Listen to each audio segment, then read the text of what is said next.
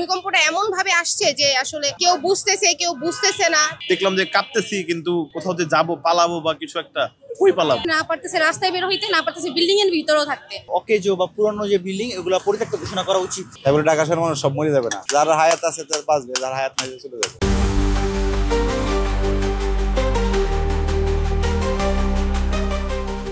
সম্প্রতি ৩ দফা ভূমিকম্পে কেঁপেছে ঢাকা সহ গোটা দেশ। ফের শক্তিশালী ভূমিকম্পের আশঙ্কা করছেন ভূতত্ত্ববিদরা। ইতিমধ্যে এই নিয়ে জনমনে সৃষ্টি হয়েছে আতঙ্ক। কি ভাবছে সাধারণ মানুষ জানবো বাংলা নিউজের নিয়মিত বিশেষ আয়োজন মত দ্বিমতে। সাথে আছি বিল্লাল হোসেন স্বাধীন। আমি আসলে খুব ভয়ে আছি এগুলা নিয়ে, মানে ভাবতেছি যে আসলে কি করব। খুব সিরিয়াস অবস্থা চলতেছে, আর মেন্টালিটি মানুষ অনেক ভয়েই আছে আসলে যেগুলা নিয়ে। মানে ভূমিকম্পটা এমন ভাবে আসছে যে আসলে কেউ বুঝতেছে না, ঠিক আছে। তো এখন কি করার, সবাই সচেতন হয়ে থাকাটাই উচিত আমি মনে করি। সবাই সবার মানে হচ্ছে নিয়ন্ত্রণটাই বজায় রাখাটাই উচিত আমি মনে করি। এখন কি করার আছে, ঢাকা শহরে তো এরকম আতঙ্কিত হবে, এত বিল্ডিং, এত সবকিছু, এত উঁচু উঁচু বিল্ডিং, এগুলোর জন্য তো আতঙ্কিত আরো বেশি। যে মানুষ ৫তলা ৬তলা ১০তলা বিল্ডিং এর কারণে না পারতেছে রাস্তায় বের হইতে, না পারতেছে বিল্ডিং এর ভিতরেও থাকতে। তাই আসলে এগুলো নিয়ে আতঙ্কিত। আর আমি তো ভাইয়া প্রচুর আতঙ্কিত, কারণ টানা ২-৩ দিনে যেভাবে ভূমিকম্প হচ্ছে এগুলো নিয়ে তো আসলে প্রচুর ৩ মিনিট পর পর বা ৪ মিনিট ৫ মিনিট পর পর যেটা হয়েছে সেটা নিয়ে আমি প্রচুর আতঙ্কিত। এখন সামনের দিকে কি হবে সেটা বোঝা যাচ্ছে না। আর আমি সবাইকে বলবো যেন সবাই হচ্ছে ভূমিকম্পতে ভয় না পায়, ভয় না পেয়ে যে যার মতো করে সচেতন থাকুক। ভূমিকম্প যখন হবে তখন নিচে শুয়ে পড়ুক, বা এভাবেই যে যার মতো উপস্থিত বুদ্ধি চালিয়ে ঠিক থাকুক, বাস এতটুকুই। সম্প্রতিকালে যে ভূমিকম্পটা হচ্ছে বাংলাদেশে, এই ভূমিকম্পের ফলে আসলে আমাদের জনমনে অবশ্যই আতঙ্ক বিরাজ করছে। সো ওই হিসেবে এখন ভূমিকম্প বা প্রাকৃতিক দুর্যোগ এরা আমাদের হাতে নাই, কারো হাতেই, মহান সৃষ্টিকর্তার হাতে। এখন আমাদের উচিত আসলে সতর্ক হয়ে চলাফেরা করা। ইভেন আপনাদের আমাদের যে বিশেষ করে পুরান ঢাকার যে বিল্ডিংগুলো আছে এগুলোর দিকে রাজুকের একটু দৃষ্টিপাত করা উচিত, অবশ্যই আমি সেটা মনে করি। এবং আপনার যে এই পুরান ঢাকার যে বিল্ডিংগুলো আছে, যে অকেজো বা পুরানো যে বিল্ডিং এগুলো পরিত্যক্ত ঘোষণা করা উচিত। আর মানুষকে অবশ্যই সচেতন হতে হবে, তাহলে আমি মনে করি যে এই ভূমিকম্প আমাদের মোকাবেলা করা সম্ভব। ইভেন আপনি যদি ইসলামিক দিক দিয়ে চিন্তা করতে যান, ইসলামিক দিক চিন্তা করতে গেলেও আমাদের পাপের ফলে কিন্তু আল্লাহ আমাদের উপরে এই গজব বা আজাব দিয়ে আপনার আমাদের সতর্ক করছে আল্লাহ, মহান আল্লাহ পাক। এখন আমাদেরও সতর্ক হওয়া উচিত, আমাদের পাপ কমিয়ে আমাদের আমল করা উচিত, বেশি বেশি দোয়া করা উচিত। তাহলে আমি মনে করি যে এটার ফলেও আল্লাহ আমাদের থেকে প্রাকৃতিক দুর্যোগ থেকে আমাদের এই বাংলাদেশকে রক্ষা করবে। কার মৃত্যু কখন লিখছে যে ঢাকা শহর ছাড়ে দিলে ঢাকা শহরের মানুষ মরে যাবো বা গ্রাম গেলে বাঁচবো, তা কোনো কথা না। যারা আছে ঢাকা সামনে গুজব করে না হইতে পারে, হইতেও পারে, নিশ্চয়তা কেউ দিতে পারে না, ও একদম উপর আল্লাহ জানে যে কি হয় না হয়। আমার আপনার কোনো হাত নাই জায়গার মধ্যে। আমরা কিন্তু ঢাকা শহর ত্যাগ করলে আমরা কিছু হয়ে যাবে না, খালি হইলে দুর্ঘটনা হইব, আর ভরা থাকলে দুর্ঘটনা হইবে। এটা তারপরে ঢাকা শহরের মানুষ সব মরে যাবে না, যারা হায়াত আছে তার বাঁচবে, যারা হায়াত নাই চলে যাবে, বাকিরা উপর আল্লাহ জানে কি হয়। আমাদের দেশটা আসলেই অনেক আগ থেকেই ভূমিকম্পের কারণে এটা বিবেচিত। তো আমি মনে করি আতঙ্কিত না হয়ে আমাদেরকে এই মুহূর্তে কিভাবে সেটাকে মোকাবেলা করা যায়, সচেতনতা বৃদ্ধি করা। আর আমাদের দেশে আরেকটা সমস্যা হচ্ছে জনসংখ্যা যেমন বেশি, আবার অপরিকল্পিত নগরায়ন যেটাকে বলা হয়, যার কারণে এখানে সবার মধ্যে একটা সংকোচ বিরাজ করতে পারে। এটা স্বাভাবিক, কারণ জনসংখ্যা বেশি, অপরিকল্পিত নগরায়ন। আমাদেরকে না ঘাবড়িয়ে বা আমরা কোনো ধরনের অপ্রাসঙ্গিক তথ্য না ছড়িয়ে আমরা সচেতনতা বৃদ্ধি করানোটা আমার জন্য এখন মনে হয় খুব ভালো হবে, কারণ প্রাকৃতিক দুর্যোগ এখানে কারো হাত নেই, এটা হবেই। তো আমাদেরকে সাবধানতা অবলম্বন করা খুবই জরুরি।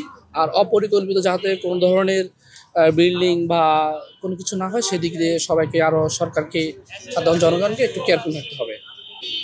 এগুলো হচ্ছে ভাইয়া আমাদের দেশে এগুলোকে আইডেন্টিফাই করার জন্য অনেক সংস্থা আছে, সরকারিভাবে অনেক কাজ করে।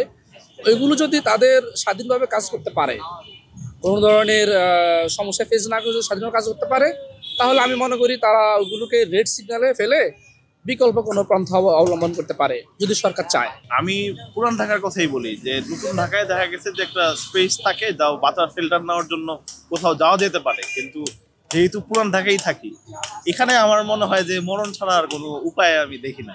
যে কিছু হইলে ওই দিন যেটা যখন ভূমিকম্পটা হয়, মানে আমি দেখলাম যে কাঁপতেছি, কিন্তু কোথাও যে যাবো পালাবো বা কিছু একটা, কই পালাবো, যেখানেই যাবো একই কথাই হবে যদি বিল্ডিংটা ভাঙতো। সেই ক্ষেত্রে আমার মনে হয় না যে পুরান ঢাকা নিয়ে আসলে ভাবার আমার মাথায় কোনো কিছু আসে না, যেটা সত্যি। আর এখানে সরকারি ভাবেও কোনো কিছু ভাবার কোনো সুযোগ নাই, নাহলে সবগুলো বাড়ি ভেঙে, ম্যাক্সিমাম বাড়ি ভেঙে ফেলতে হবে। প্রত্যেকটা বাড়ি প্রত্যেকটা বাসার সাথে কানেক্টেড একদম। আমরা তো থাকি হচ্ছে বাবুবাজার, মানে বিশেষ করে আমি। আর ওদিকে তো দেখা গেছে যে যে এলাকার যে অবস্থা, একটা বাসার সাথে আরেকটা বাসা হচ্ছে একদম গায়ে গায়ে লাগানো, সেক্ষেত্রে আতঙ্ক সবসময়। আর পরশু দিন যে শুক্রবার যে ভূমিকম্পটা হইলো, ও তো খুবই আতঙ্কের। আর খোসাইটুলিতে দেখা গেছে যে যে মৃত্যু হয়েছে অনেক। তো এটা নিয়ে খুব দুশ্চিন্তা আমার থাকতে হয় যে মানে কি অবস্থা কি হয়, কিন্তু কিছু করার নাই, থাকার কোনো জায়গাও নেই। আর সেই ক্ষেত্রে এখন সরকারি তরফ থেকে কি উদ্যোগ না হয়। আর বিশেষ করে যে পুরান ঢাকায় যে অবস্থা, এখানে পরিকল্পনা নতুন করে পরিকল্পনা করার মতো কোনো সুযোগ নেই। আসলে অনেক দিন ধরেই তো এই অবস্থা, দিনে দিনে বহুতল ভবন যেগুলোর মানে পারমিশনও নাই, তারপরেও দেখা গেছে তারা নিজেদের মতো করে আর কি বানায় নিচ্ছে। 5 তলার পারমিশন কিন্তু হয়ে আছে 8 তলা। তো সেই ক্ষেত্রে আর এখানে আমার মনে হয় না যে পুরান ঢাকা নিয়ে আসলে সরকার কোনোভাবে কাজ করার কোনো সুযোগ আছে। আর বর্তমান যে একটা পরিস্থিতি, মানে রাজনৈতিক যে অবস্থা, সেক্ষেত্রে এদিকে তো এখন কিছু বলার সুযোগ নাই। নির্বাচনের তো পরে যদি কেউ কিছু ভাবে এটা নিয়ে করলে করতে পারে, কিন্তু আমি যতটুকু দেখি যে বিশেষ করে যে আমাদের এলাকায় যে আলমাইটোলা, বাবুবাজার, কসাইটুলি, নয়াবাজার, ওই সাইড নিয়ে আসলে কাজ করার মতো কোনো সুযোগ নাই নতুন করে। আর এছাড়া অন্যান্য এলাকা যেগুলো ধানমন্ডি বা আরো যা যা আছে, নতুন ঢাকা বলতে যা যা বুঝি আর কি, ওগুলো দেখা গেছে একটা বাসার সাথে একটা বাসা গায়ে গায়ে লেগা নাই, সেক্ষেত্রে একটু হলেও বাঁচার সুযোগ আছে।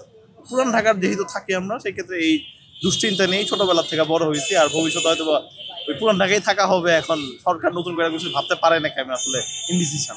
আমাদের যেহেতু ঢাকা শহরে বর্তমানে অবস্থান করতেছি, এই শহরটা পুরোপুরি একটা কি বলবো যে কোনো পূর্ব পরিকল্পনা ছাড়াই গড়ে উঠছে বললে চলে। যে এক একটা বিল্ডিং এর সঙ্গে এক একটা বিল্ডিং লাগোয়া লাগোয়া, তো একটা যদি ক্ষতিগ্রস্ত হয় দেখা যাচ্ছে যে আরেকটাও ক্ষতিগ্রস্ত হবে। তো আমরা দেখা যাচ্ছে যে ফোর্থ ফ্লোরে থাকি, তো হঠাৎ যদি ভূমিকম্প হয় সেক্ষেত্রে বাসা থেকে বের হওয়াটাও একটু টাফ। তো আমরা তো আসলেই সবাই একটু আতঙ্কিত। এখন ভার্সিটিও বন্ধ দিয়ে দিচ্ছে, স্টুডেন্টরা সবাই আতঙ্কিত। আমরাও বাড়ি চলে যাব আগামীকালকে।